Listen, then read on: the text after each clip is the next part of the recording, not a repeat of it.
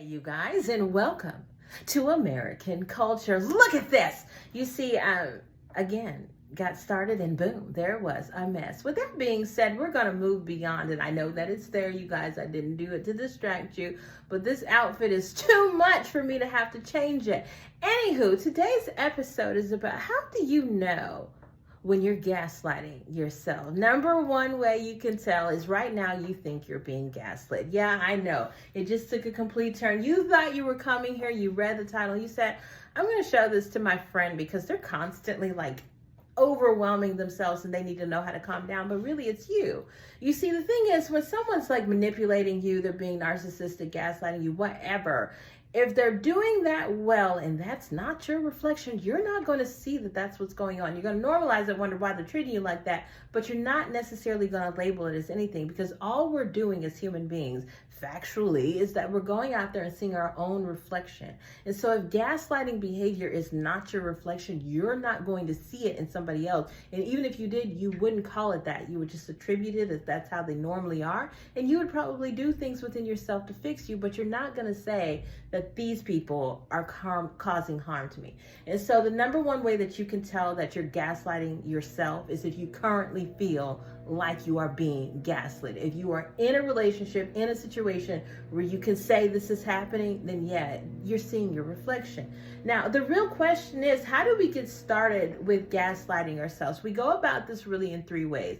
Now, like I say, it all stems from suffering, survival, blah, blah, blah, blah, blah, all that other stuff. The mode you're in, your thought process, your mindset leads you into doing certain things, and gaslighting you is one thing. First and foremost, what is it? Now that you've discovered that in all likelihood you're doing it to you, what is it? It's when you don't necessarily like one reality, so you create another one to live in, and almost nothing anybody can do can get you back to that reality of what's true, what's factual, what's actually going on here, because you're trying to escape it. And so one of the major ways that pretty much all of us do this is when we're just not having a meeting of the minds. For example, you look over at your dude and he says, you know, this is just a friend, don't worry about it. In his mind it is. He's not going to leave you for her. He's never done that. They've been messing around for years. This is what he calls buddy, but it's not what you as the woman calls buddy. And so when you realize his definition of friend and your definition of friend ain't the same thing, suddenly your feelings are hurt. You felt like you were lied to and manipulated. Really, you just gaslit yourself because you didn't bother making sure that my definition is your definition. You just assumed that it was. The second way that we do this is a little less common, but it has a lot to do with, like I said, going into that survivalist mindset. It's when all fact, all truth, all logic says one thing and you wholeheartedly believe something else.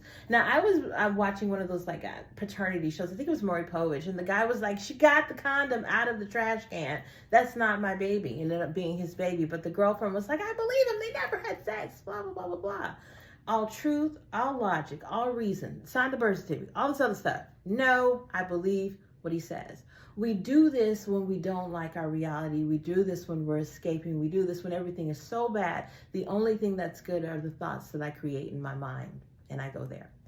The last and final way that we gaslight ourselves, and less people are doing this, but it happens the more in depth you get into survival mode and solidifying your life, like that, the more likely this is going to happen. The last thing that we do is we see malice first. Those of you who are road raging, you see malice first. And when you do see bad, you dismiss that somebody might be ignorant, means I don't know, or incompetent, I don't know how. And everything is now personal, and you've got to protect against pain, shame, guilt, hurt, and everybody's got to be taught a lesson. And so when we go out there and we see malice first, we see bad. It goes with that. Remember what I was talking about when you have the thought process of saving and salvaging. When I go out there and see malice first, I've got to save this. I've got to save myself from pain. I've got to save myself from hurt. And so it doesn't matter what's taking place in actual reality. If you have decided that you need to see hurt and pain and you've got to save yourself from that, if someone tries to come in and say, why are you making such a big deal out of nothing? Guess what? Then you feel like you're being gaslit, because in your head, you've seen malice first and you've got to tend to malice. And now somebody's trying to say that malice isn't here. They're denying your reality. They're gaslighting you. Ding, ding, ding, ding. Is it beginning to make sense? That's your reflection. You're the one that won't see anything other than the negativity, than the bad, than the problems that you've decided you're looking for. And so, yes, you guys, a lot of us, these are the fundamental ways that we gaslight ourselves. Number one, we don't recognize that if we think we're being gaslit, it's because we're seeing our own recognition. And there are probably areas in our life where we've got to see a reality and a truth that we're necessarily completely ignoring in order to escape something we don't like. We're holding on to negative. We're holding on to problems. We're trying to solve them. We're trying to save things. That's what gives us the nothing and keeps us in the survival mode that we're used to.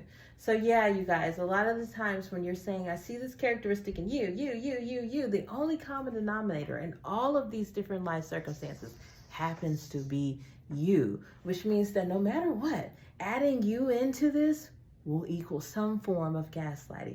Adding you into this will equal you experiencing some form of narcissism. And it's up to you to see that. Again, it goes back to what mode you're in. If you're in survival mode, the way that you process your thoughts, if you're only seeing things through the lenses of I need to save and salvage, and then what you're set on, saving and salvaging.